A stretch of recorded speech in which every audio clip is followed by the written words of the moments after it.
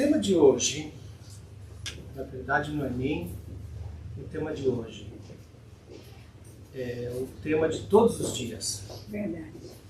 É o tema de todos os dias, porque a única certeza que nós temos em estarmos aqui encarnados é que em algum momento nós vamos deixar este plano, né? Então, o título, na verdade, não deveria nem ser perda de entes queridos, mas sim separação temporária de entes queridos, porque essa é a grande verdade da situação. Nós vamos... Ok? Estava funcionando antes. No dedo mesmo. Vamos ver. Ah! Olha, muita tecnologia para mim aqui nesse púlpito. Vamos ver então como a dor dessa perda, dessa separação pode nos afetar, o que nos diz o Livro do Espírito e alguns outros também. Tem três citações. E vamos terminar com a oração de Santo Agostinho. E se der tempo, no final tem um videozinho que eu quero passar para vocês que chegou hoje de manhã para mim, que eu achei muito legal. Então vamos lá. Então, como essa dor nos afeta? Para nós aqui encarnados é sempre muito difícil vivenciar esse momento de separação. Por duas razões muito fortes. A primeira, pelos laços de amor que a gente tem com essa pessoa. Que independentemente das experiências que foram tidas aqui na Terra, que não sempre são maravilhosas e perfeitas, um ente querido, se a gente denomina ele como ente querido, é porque a gente o quer bem. Então essa perda é muito difícil para nós. Mas também é porque, por um lado, nós temos ainda um pensamento muito arraigado de que aqui é a verdadeira vida, aqui estão os verdadeiros laços. Então, é quase como se fosse um egoísmo da nossa parte, na partida dessas pessoas, porque a gente fica pensando somente em nós. O que será de nós com o fato de que eles não estão mais aqui presentes, né? É óbvio que algumas pessoas partem cedo, outras partem muito mais tarde, o que também faz parte dos desígnios de Deus, isso, né? Sem dúvida é uma das dores mais difíceis, especialmente em algumas circunstâncias, né? Mais, vamos dizer, marcantes, podemos dizer, como perdas de filhos quando são muito novos, perda de pessoas em situações inesperadas, como desastres, como qualquer coisa do tipo. É como que se a vida normalmente, aos poucos, se a morte vem como nós aceitamos como natural, a pessoa nasce, cresce, se desenvolve, vai envelhecendo, chega no momento que você começa já a aceitar que a vida dessa pessoa como encarnada está chegando no fim. Aonde fica realmente difícil é quando essas situações acontecem que na nossa cabeça não tem lógica. Mas a nossa lógica é falha. Esse é o problema. A nossa lógica não considera todo o panorama que está envolvido na encarnação dessa pessoa, né? Por outro lado, a gente sabe, né, intelectualmente, que a dor é parte do processo de evolução do ser humano. Mas saber que é parte não faz mais fácil. Entendeu? Muita coisa a gente entende intelectualmente, mas emocionalmente é muito difícil de enfrentar. E tem um processo. Acredito que, como tudo na vida, a lição que vem com a perda de um ente querido, a principal lição é você aprender alguma coisa dessa experiência para saber usar no futuro. Não significa você não se dar o direito de ter um período de luto, de você não se dar o direito de ter um período de saudades, de sofrimento, tudo isso é normal. Mas no fundo, a perda desse ente querido veio com uma lição. Pode ser até que não seja diretamente a você, mas aqueles que estão ao seu redor também influenciam, né? E então, pensando um pouco do lado da psicologia, tá? Jung, que é um dos grandes psicólogos e uma das vertentes psicólogas, fala que as pessoas farão de tudo, chegando ao limite do absurdo, para evitar enfrentar a sua própria alma. Mas ninguém se torna iluminado por imaginar figuras de luz, mas sim ao se conscientizar da escuridão. Ou seja, a gente vai fazer de tudo para evitar isso, para tentar. Muitas vezes as pessoas procuram escapar de lidar com a situação da perda, o que no final só leva a consequências piores, né? Porque é normal o fato de você ter que passar por um período de dificuldade, não é fácil, ninguém está querendo dizer que seja fácil. Essa perda também nos afeta, porque para nós nos faz também imaginar a nossa fragilidade. E o fato de que se aconteceu com aquela pessoa, pode acontecer comigo também em qualquer momento. Então, nos alerta a fragilidade da nossa existência e até certo ponto a impotência que a gente tem diante de controlar essa situação, seja em face às pessoas com quem a gente ama ou até de nós mesmos. Por outro lado, o lado positivo disso é que nos serve como um alerta para a gente saber que dar valor ao dia de hoje, dar valor às experiências de hoje, porque o amanhã nunca está garantido. O ontem já passou. A gente não pode mudar o que foi feito ontem. O amanhã, a gente não tem ainda controle sobre ele, total. Então a única coisa que a gente tem controle hoje é o momento de agora. É isso que a gente pode fazer o esforço para ser melhor, né? Então, dentro desse processo de dor, tem essas fases que o pessoal já definiu bem claramente como o processo de lidar com um trauma grande. Tem o período de luto, que normalmente é o primeiro, aquela dor, aquela sensação de perda, que você não consegue encontrar nada para preencher aquele buraco. Depois vem o período de negação, você se recusa a aceitar aquilo. Aí vem a raiva. Depois da raiva vem o que eles chamam aqui de um período de barganha. Você começa a tentar se convencer, mas se tal coisa aconteceu, talvez seja por isso. Você começa a fazer negociações com você mesmo e com seus sentimentos. Pode ser que venha um período de depressão depois e finalmente vem a aceitação.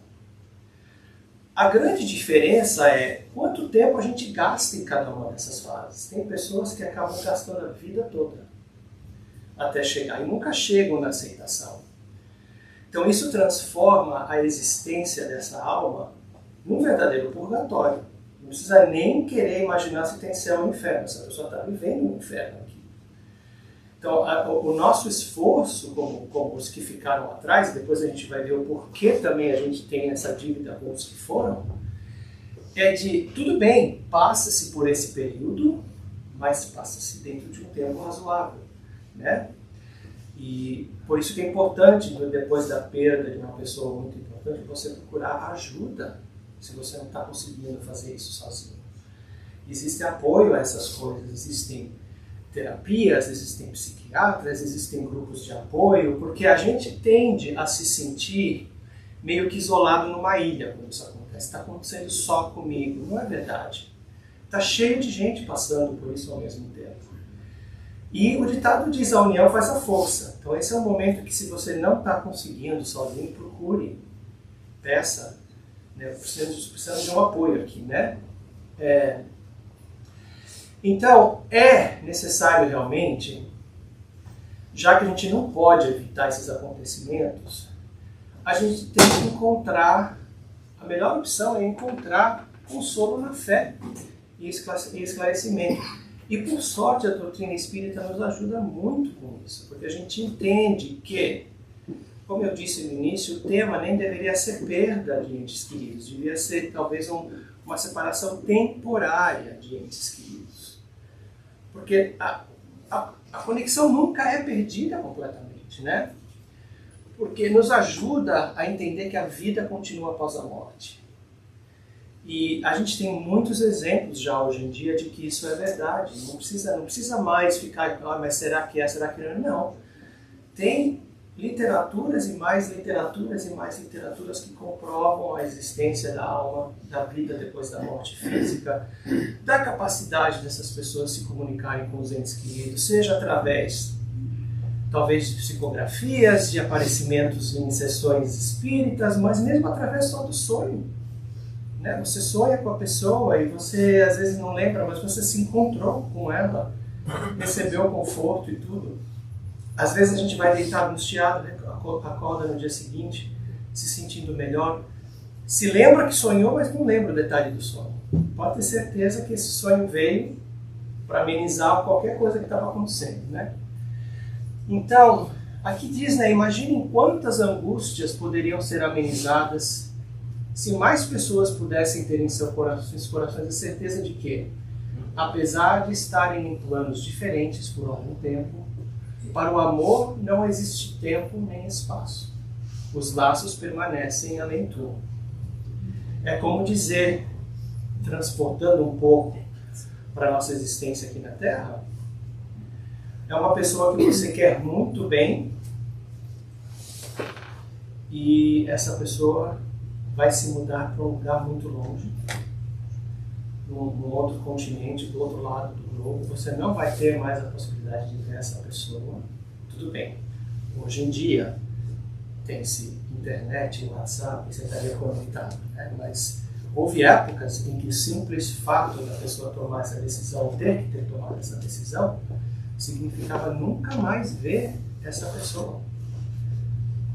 No entanto, você não deixou de amar, você não deixou de ter aquele laço, você simplesmente perdeu o contato físico. E aí é onde é difícil para nós, como eu falei, nós temos essa necessidade, que não é errada, de abraçar, de beijar, isso, além do que isso é muito brasileiro. Tem outras culturas que talvez não seja nem tão, né? Mas para a nossa cultura, esse negócio de pegação e agarrar e tal, é muito normal, é muito bonito, mas isso não se perde. Perde o contato físico, mas não o contato com a essência daquela pessoa. Né? Então, continuando aqui, o Espiritismo esclarece também que as nossas atitudes aqui, após a partida dele, afetam eles do lado de lá também. Então, da nossa parte, o sofrimento excessivo também denota um pouco de falta de amor por eles. O oposto do que a gente sente. Porque eles vão sofrer em ver a gente sofrer. A nossa sintonia mental de sofrimento excessivo chega até eles e às vezes atrasa o melhoramento deles do outro lado. Porque eles não conseguem também se desvencilhar desses laços físicos que tinham com a pessoa aqui. Se torna mais difícil para eles. Então, uma das nossas obrigações como cristão, mas ainda mais que tudo como espírita, é entender isso, de que nós estamos sofrendo, o nosso sofrimento é válido, mas nós temos que pensar aquela pessoa que partiu e mandar para ela sentimentos de amor, não de angústia, não de desespero, etc. Ao mesmo tempo, devemos buscar o equilíbrio das nossas emoções, confiantes que em breve aqueles que se amam verdadeiramente se encontrarão novamente. Então, isso não significa também que você vai encurtar a sua existência aqui no desejo de se reunir mais rápido com eles. Isso é o oposto do que isso está querendo dizer. Não tem nada a ver com isso, entendeu? Porque tem pessoas que, infelizmente, no desespero da perda de uma pessoa, acaba tirando sua própria vida. E isso resulta no oposto do objetivo desejado. Essa pessoa não vai se reunir, porque nós sabemos que o destino dos suicidas é bem diferente. Né? Mas o que significa é guardar no coração e nutrir no coração de que essa separação é temporária. E isso serve já como algum alívio. Você só saber que um dia você vai se reunir é melhor do que aquelas pessoas que nunca acreditam na vida após a morte. Porque quem não acredita na vida após a morte, acabou, acabou. Aí com certeza é muito difícil lidar com a morte de um ente querido. Você não tem nenhuma expectativa de se reencontrar no futuro, né? E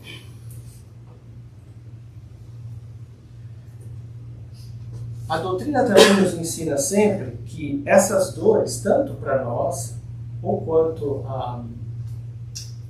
o que aconteceu com a pessoa que chegou a levá-la ao desencarne, são parte da nossa jornada de aprendizado.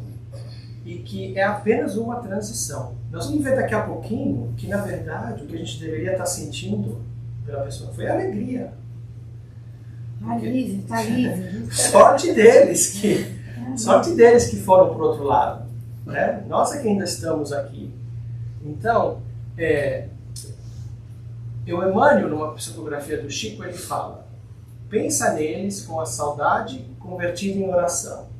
Ou seja, não a saudade convertida em sofrimento.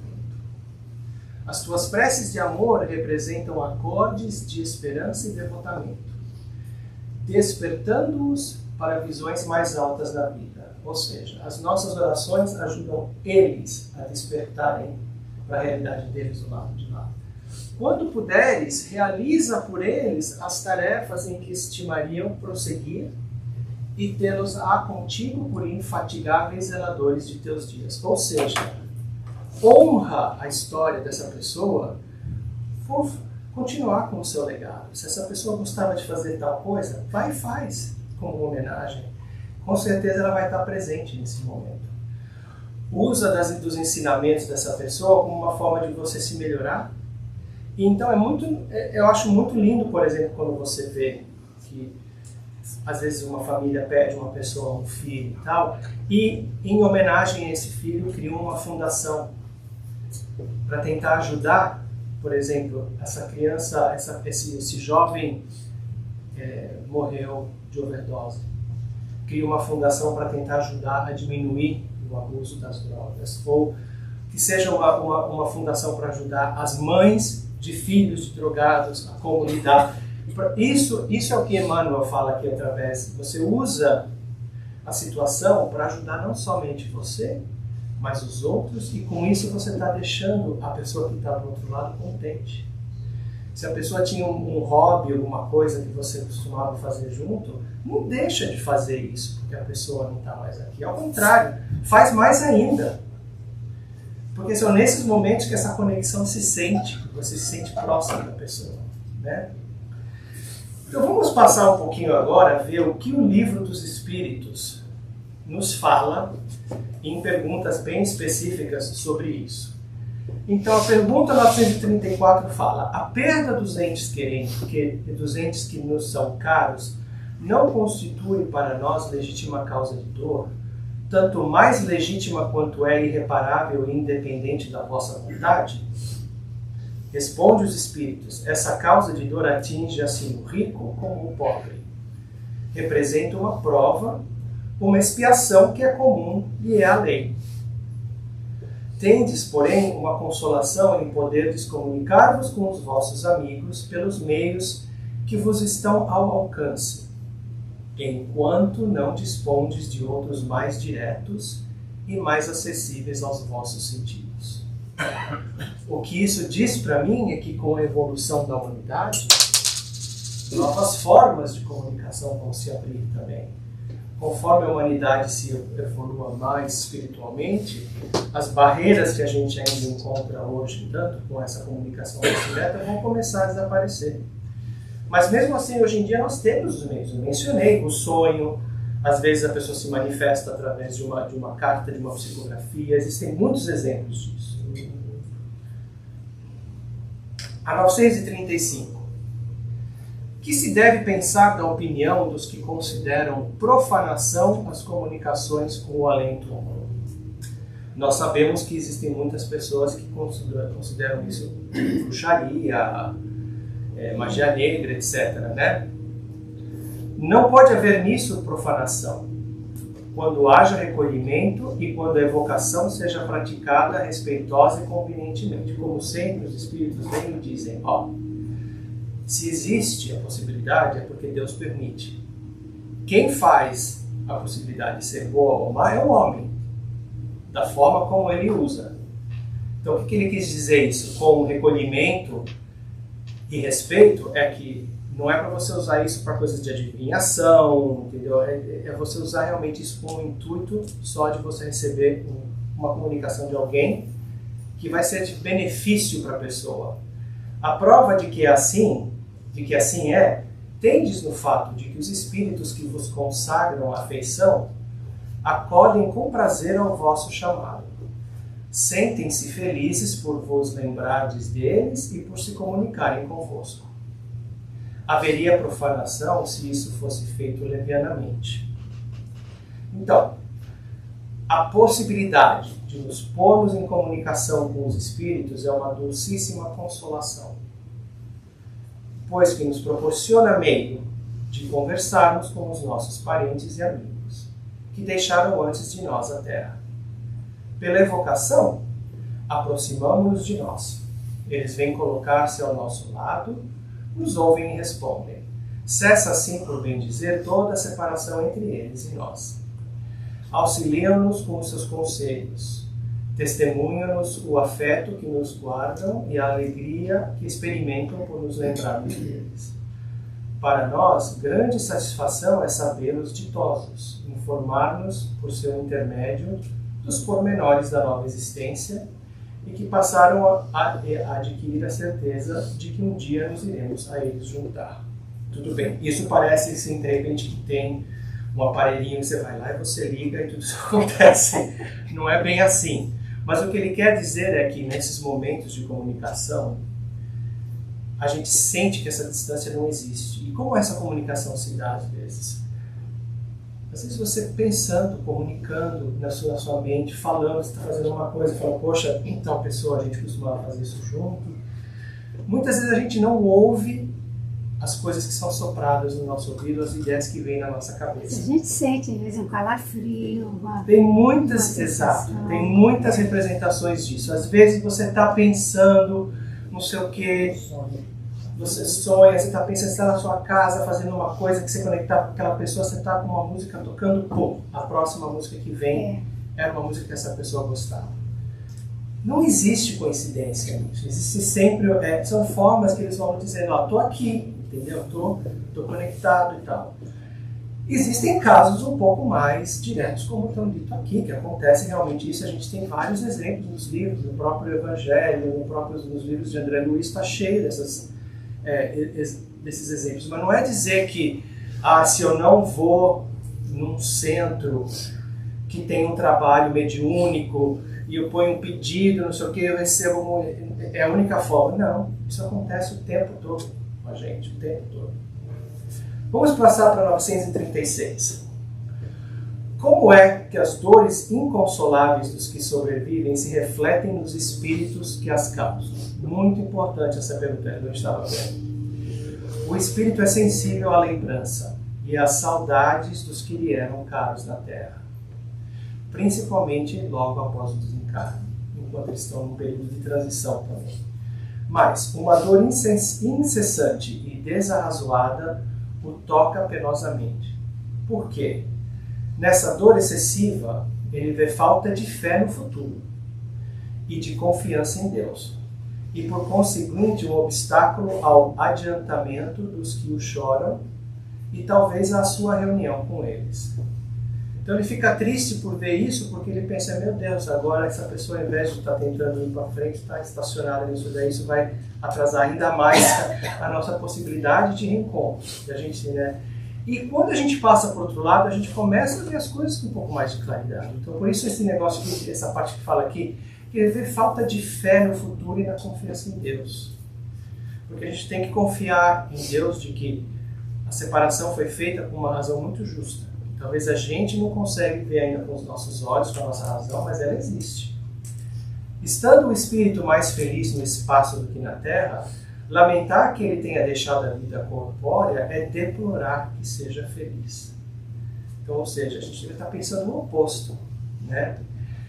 Por isso que eu acho assim interessante, legal, até culturas e hábitos que quando a pessoa morre, ao invés de ter aquela coisa fúnebre do velório, sabe, aquela coisa assim, todo mundo chorando em volta do caixão, não sei o quê, que se faz uma festa de celebrar a vida daquela pessoa, das coisas bonitas que aconteceram.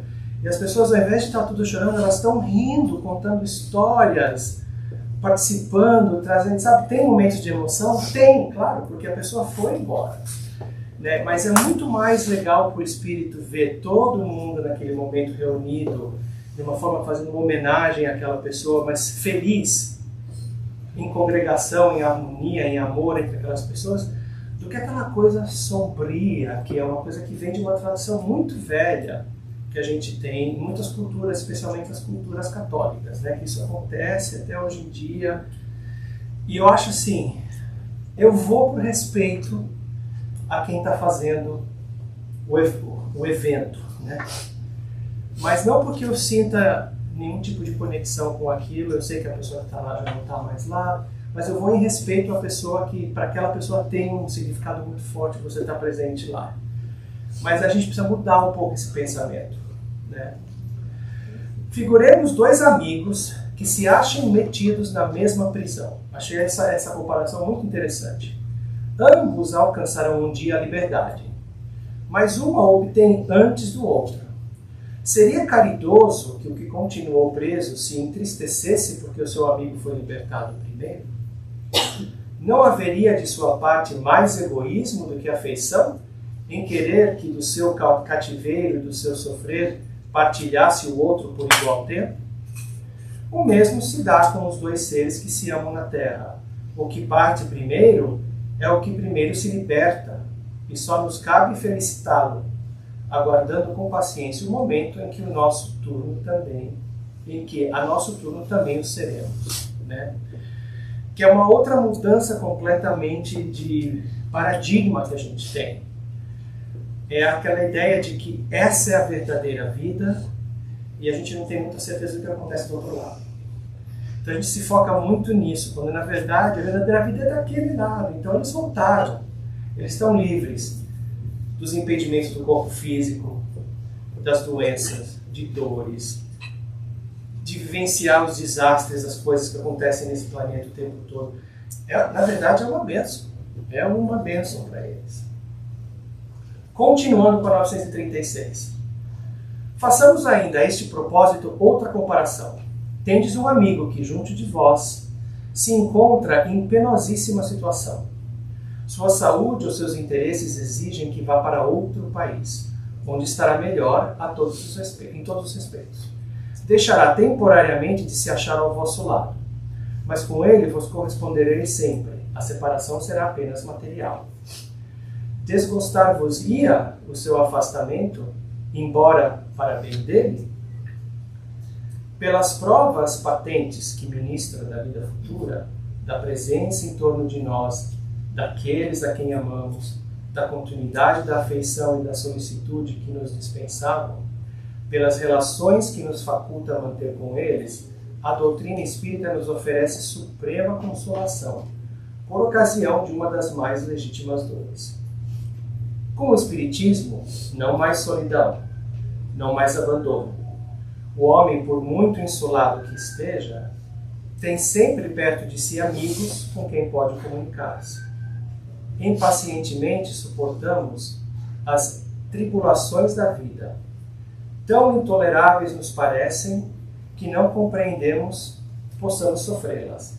Entretanto, se as tivermos suportado corajosamente, se soubermos impor silêncio às nossas murmurações, felicitar-nos-emos, quando fora desta prisão terrena, como o doente que sofre se felicita quando curado, por se haver submetido a um tratamento doloroso. Então, uma forma de pensar nisso é que esse sofrimento é um tratamentozinho que a gente tem que passar daqueles que a gente não gosta do remédio, que o remédio é amargo, ou que a injeção dói pra caramba. Mas você sabe que depois faz bem, você vai melhorar, essas coisas vão melhorar. Eu falo isso porque eu dei injeção, tá? Então eu estou tentando me convencer dessa história. Agora vamos passar um pouco para o Evangelho. O Evangelho também tem uma parte disso que nos explica isso. E é muita coisa, então vamos tentar dar uma lidinha aqui rapidinho. Que é o item 21 do capítulo 5. Mortes prematuras. Que esse é o tema que pega muita gente. O que a gente considera uma morte prematura. Quando a morte vem ceifar as vossas famílias, levando sem moderação as pessoas jovens ao invés das velhas, dizeis frequentemente: Deus não é justo, uma vez que sacrifica esse que é forte e pleno de futuro, para conservar aqueles que já viveram longos anos plenos de decepções.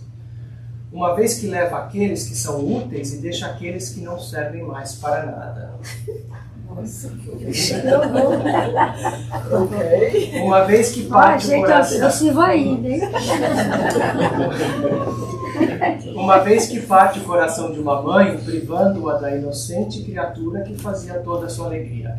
Quando eu li isso também eu falei, ouch. Já estou chegando nessa categoria aí.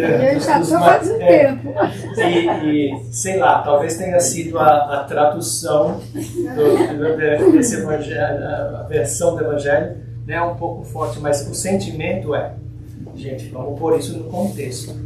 Na época que isso foi escrito, né, 1857, acredito, foi o evangelho, as coisas eram diferentes, né? A expectativa de vida era menor, as pessoas viviam menos tempo.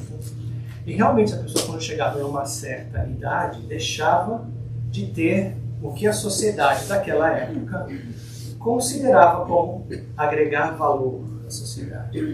Hoje em dia a gente ainda tem muito disso, né? Porque preconceito de idade ainda existe muito. Mas não é desse jeito que não serve para mais nada. A gente já tem uma avançadazinha aí nesse aspecto, né? Aí, o que nos alerta? Isso vem de uma parte dos ensinamentos dos Espíritos, né? Humanos, é nisto que tendes necessidade de vos elevar acima do terra a terra da vida, para compreenderdes que o bem, frequentemente, está onde credes ver o mal. A sábia previdência aí onde credes ver a cega fatalidade do destino. Por que medir a justiça divina pelo valor da vossa? Essa pergunta, né? A gente está tentando medir a justiça de Deus com a nossa justiça. Podeis pensar que o Senhor dos mundos queira, por um simples capricho, vos infligir penas cruéis? Nada se faz sem um objetivo inteligente, e qualquer que seja ao que se chegue, cada coisa tem sua razão de ser. Se percrutasseis melhor todas as dores que vos atingem, nelas encontraríeis sempre a razão divina, razão regeneradora, e vossos miseráveis interesses seriam uma consideração secundária que relegaríeis ao último plano. Crede-me, a morte é preferível para a encarnação de 20 anos, a esses desregramentos vergonhosos que desolam as famílias honradas, partem o coração de uma mãe e fazem antes do tempo branquear os cabelos dos pais. Ou seja, é preferível que uma alma desencarne jovem do que essa pessoa gastar a vida inteira fazendo coisas que vão só contribuir mais ao seu atraso espiritual. A morte prematura, frequentemente, é um grande benefício que Deus concede àquele que se vai e que se encontra assim preservado das misérias da vida ou das seduções que teriam podido arrastá-lo à sua perdição. Aquele que morre na flor da idade não é vítima da fatalidade, mas Deus julga que lhe é útil não permanecer por mais tempo na terra.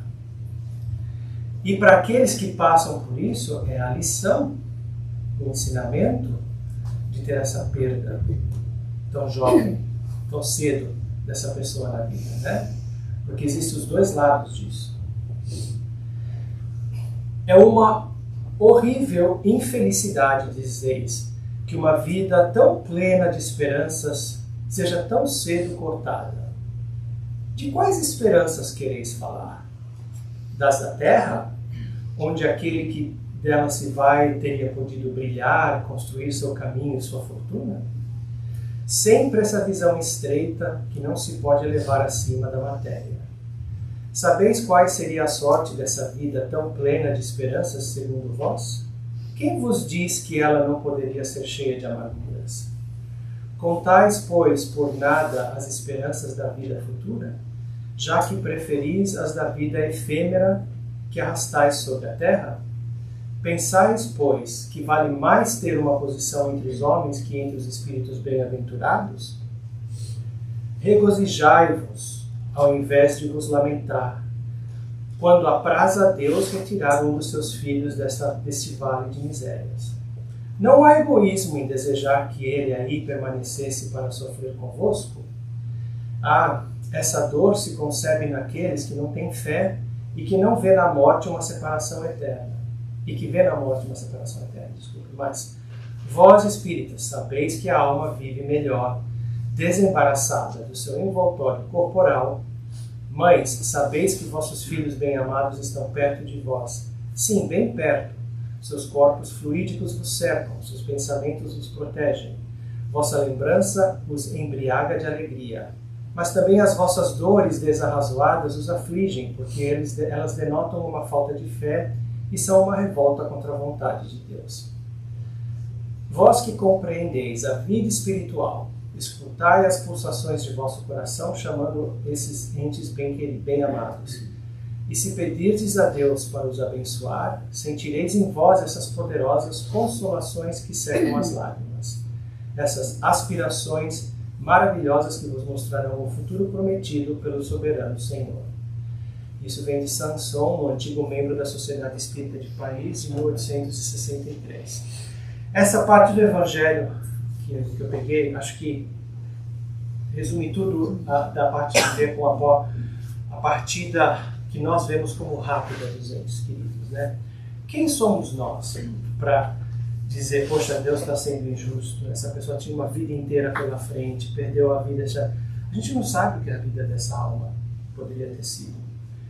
Talvez o desencarne rápido foi uma bênção de Deus, porque sabia que provavelmente essa alma iria se complicar mais na vida no futuro e quis ter misericórdia e dar a oportunidade de não passar isso na vida dela, para ela voltar antes. E como eu disse também, existe o lado das pessoas que têm que vivenciar esse período, porque é muito difícil para quem fica. Existem aí resgates de vidas passadas, existem aí desprezos à vida, desprezos ao valor da vida encarnada, porque não é dizer que a vida na Terra não tem valor, ela é valiosíssima, ela é a nossa escola de aprendizado. Mas muitas dessas experiências vêm para demonstrar que realmente os desígnios de Deus são sempre perfeitos. Nós é que somos os que não conseguimos ainda entender.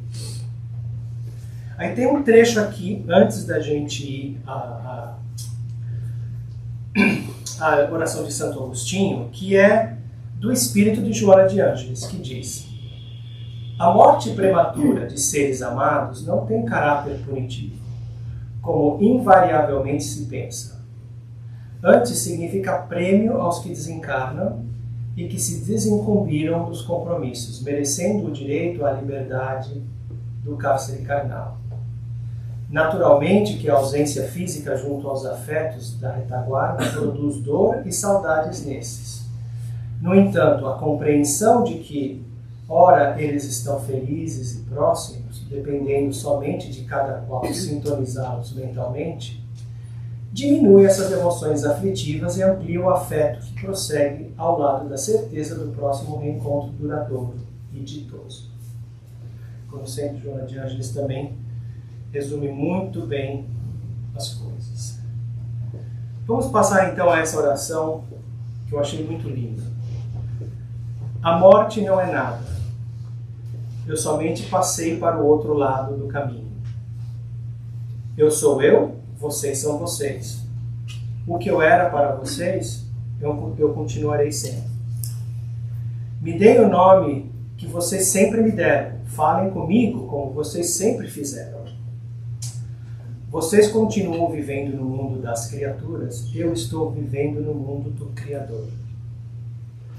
Não utilizem um tom solene ou triste. Continuem a rir daquilo que nos fazia rir juntos.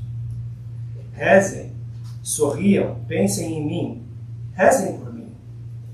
Que meu nome seja pronunciado como sempre foi, sem ênfase de nenhum tipo, sem nenhum traço de sombra ou tristeza. A vida significa tudo o que ela sempre significou. O fio não foi cortado. Por que eu estaria fora de seus pensamentos, agora que eu estou apenas fora de suas vistas? Eu não estou longe. Apenas estou do outro lado do caminho. Você que aí ficou, siga em frente. A vida continua linda e bela, como sempre foi.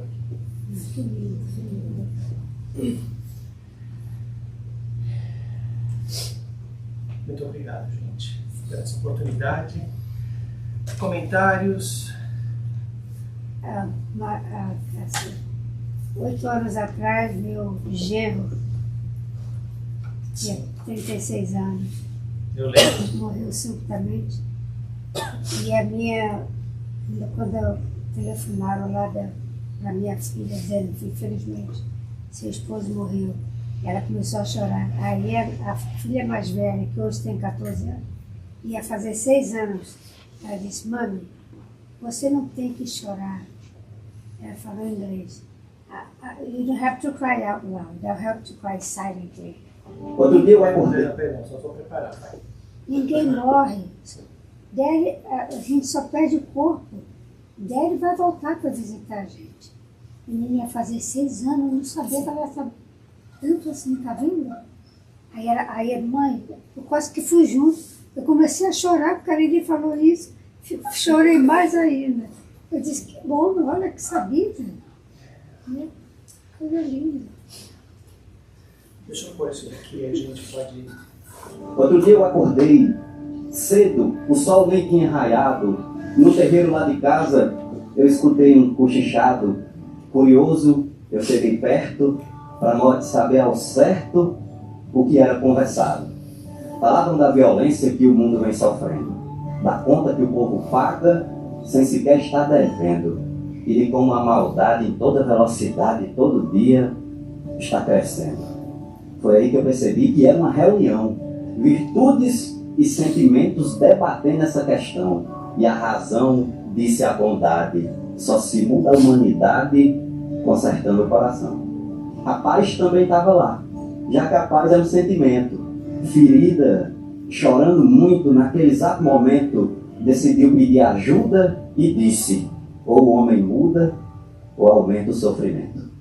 Nessa hora levantou-se a tranquila paciência, dizendo que conseguia evitar a violência, mas que estava complicado nesse mundo estressado sem usar a consciência.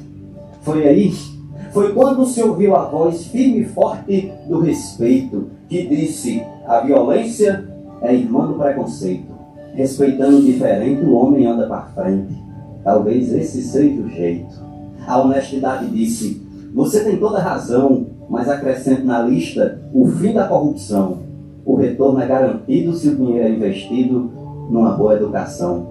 Eu continuei ouvindo quando o perdão falou: ah, se o povo me usasse como um bom homem me usou, ensinando uma lição, derramando seu perdão a quem me crucificou. A sabedoria eufórica abraçou-se com perdão e gritou: só tem um jeito, é fazer uma inversão, vivendo bem diferente, sentindo mais com a mente e pensando com o coração. Com um vestidinho verde eu avistei uma criança, dizendo: eu acredito nessa sonhada mudança, e um dia vamos sorrir sem pensar em desistir, pois meu nome é Esperança. Já no fim da reunião, levantou-se um senhor com um crachá na camisa escrita a palavra amor e disse: nossa mistura é sim a única cura que alivia essa dor. É unindo a esperança, a paciência, o perdão, o respeito, sabedoria, a bondade e a razão, restaurando a paz no mundo, guardando tudo no fundo da mente e do coração. Outro dia eu acordei cedo. Muito bom.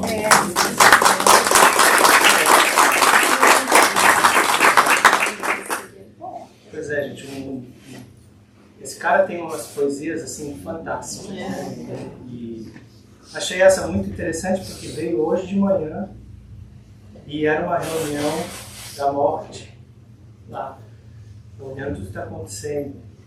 Então achei muito propício ao tema de hoje, né? E deixo com vocês essa mensagem de que a gente tem que tentar ser que nem essa menininha no vestido verde, esperança, né? E continuar a bola pra frente, porque atrás vem gente. A vida continua, né? É isso aí. Muito obrigado a todos. Passou. Passar por